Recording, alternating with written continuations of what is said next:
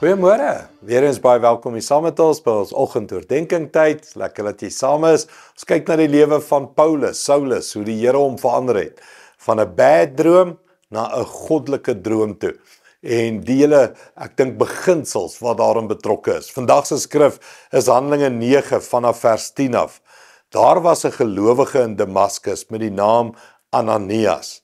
Die Here het vir hom in 'n gesig geroep, Ananias, ja Here, het hy geantwoord. Nou die storie gaan aan waar Ananias, of waar die Here vir Ananias sê, gaan na Saulus toe, lê vir hom die hande op en bid vir hom, en Ananias sê, nee Here, ek kan nie dit doen nie, daai ou gooi mense in die tronk. So almal het die ou Paulus se drome geken. Dit is hoe gedrewe hy was. Ananias was bang vir hom. Op die einde sê Ananias wel ja. En dan gaan lê hy hande op vir Paulus en ons gaan die storie klaarmaak, maar hier's net 'n beginsel. Ons almal het 'n Ananias nodig. En waarvan praat ek? Ek praat van 'n dream team in jou lewe. Nou hierdie was nie die laaste ondervinding wat Paulus gehad het met mense wat hom help nie. Net hierna kom Barnabas in sy lewe. En dan sien jy, mense wil Paulus doodmaak en dan sê dit die disippels of die volgelinge het hom uit die stad uitgevat.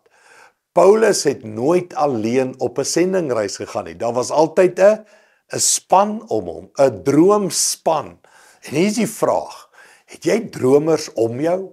Het jy gelowiges om jou wat saam met jou glo en jou aanhits in jou drome en sê, jy kan, God is by jou, God is saam met jou, God is lief vir jou, God het jou vergewe en droom saam met jou, glo saam met jou, bid saam met jou? Of het jy droomdempers? Jy weet, jy ken hy droomdempers, né?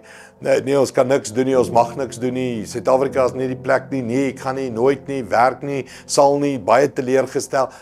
Wat het jy in jou lewe? Het jy Ananiasse in jou lewe? Of het jy droomspan in jou lewe?